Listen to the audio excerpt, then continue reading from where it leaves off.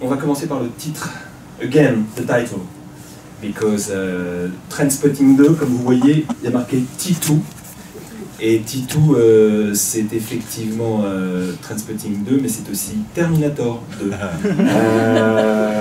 Et c'est intentionnel. It's intentional. You knew it. Vous le saviez. Can you explain why T2? Well, it was really important when we were preparing the film. I really didn't want to call it Trainspotting 2. It's difficult to explain why, but when you're working, you don't want to feel like you're making a sequel. You are making a sequel, obviously, but you don't want to feel like you're making one. You don't want to feel like you're doing a replica, or so we had all these other titles that we wanted to call it. Like one of the things we were going to use at one point was The Least Unfamiliar, which is a terrible title, and I know it's a terrible title, but it was a way of creating an independence almost from the original film. Anyway, we got a lot of grief off the studio and everybody involved money-wise, because you know they need the name Trainspotting. So we said, well, what would the characters call it if they were forced to do a sequel? What would they want to call it? And I said, well, they'd call it T2, both as an homage to James Cameron and also to annoy him, you know. So because those are the kind of people that they are. So, unfortunately, you can legally call the film T2 because, in fact, that's just a nickname for the Cameron masterpiece. But, of course, if you put it into search engines for booking tickets, it causes confusion. So we had to add Trainspotting at the end of it. So now you get both. You get T2 Trainspotting, but and everybody will call it Trainspotting 2. I know they will. And anyway, I won't. I will call it T2. And I love the James Cameron movie. That is a great sequel. But anyway, and in fact, online somebody has, and I don't know whether you've seen this. Somebody's done this amazing recut of the voiceover of the trailer to the footage from Terminator 2. So Ewan McGregor is talking as Arnold Schwarzenegger walks naked into that bar when they're playing pool.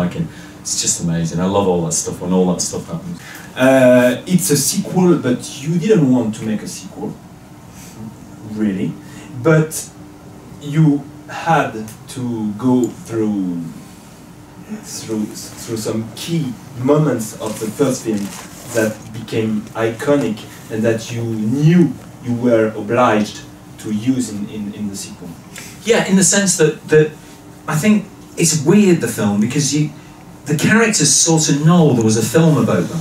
It's almost like that in a way. It has a kind of presence like that. In the first one or in no, in this one. Yeah, they sort of know there's an earlier iteration of it, really. Yeah. And it's almost like they refer to it. It's like when Spud comes out of the boxing and it's this memory. It's a memory of the film as well as a memory of the occasion, and so it has that weird duality about it, really. And we wanted the earlier film to speak to the modern film and vice versa, really.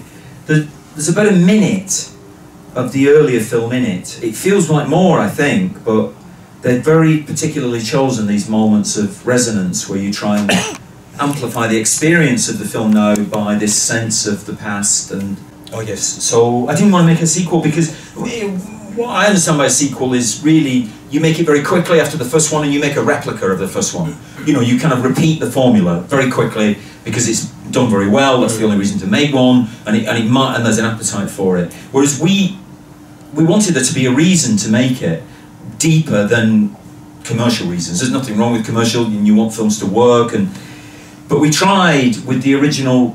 Irving Welsh originally wrote a book called Porno, and we tried to adapt that, and we did do an adaptation of it, and it was like a basic adaptation. It was faithful and okay, but it felt like it wasn't a good enough reason to, so we abandoned it. We didn't even send it to the actors. And then we did something a bit more personal, really, and it is weirdly, you wouldn't think it in a sequel, but it is a very personal film partly about, well, it's obviously about time, but it's really about masculinity over time, really, and which is something, you know, how bad men are at aging. They just are terrible at it. They're kind of constantly trying to relive the bravado of the first film, and I speak for myself, for the writer, and for the actors. And the characters, we're all in that same boat, really, I think. We were speaking just before about the soundtrack, and I wanted to know, yeah, just Iggy Pop. Yeah, so well, you've seen the movie, so it's obviously Iggy Pop is suspended across the movie, access to it, because obviously that's a kind of, everybody would be, you know, if you made a sequel, a straight sequel, it would start off with Lust for Life, you know, you do exactly the same thing again, you know. So we put him on a running machine, and he's running to nowhere like you do these days, and certainly when you get older and you're exercising to try and keep fit and hang on to your youth, and he's on this running machine, and it's not Iggy Pop, and in fact he can't play Iggy Pop, because he just has quite a lot to resolve, really. I think he's lost his voice, really. That was the reason we didn't have a voiceover. Because obviously the voiceover is a key ingredient of the first film. It's a big comfort to everybody, because it's somebody to guide you through a pretty weird landscape of accents and behaviour, and we didn't want any of that. We thought he's lost his voice, really. He's certainly lost his confidence. He's in real crisis, so he has to speak for himself when he can. And he can't speak with Iggy yet, so you have to wait until the end of the movie. And then we got this amazing remix. So the Prodigy, the guy from Prodigy, Liam, who runs Prodigy, rang me up and said, he said, I hear you're doing Trainspotting 2, and I went to explain, no, it's not called Trainspotting 2. I don't want to make it. But at least it's familiar. Yeah, I didn't bother explaining to him. He said, do you want to hear it? And he sent me in like 50 seconds of what he was working on. It was amazing. So that we thought we'd be able to use that at the end, and so it kind of like a thin spider thread. It arcs over the movie, waiting to be played in a way. Yeah. Was it a motivational? Sorry, I've got the full list here actually. Yeah, was it a motivational list? Was it a what? A motivational list. A list, you know, to say, okay, it could be an interesting move to make, because some did well. I suppose so. Godfather, Aliens, Terminator. Yeah, Terminator. Aliens, great.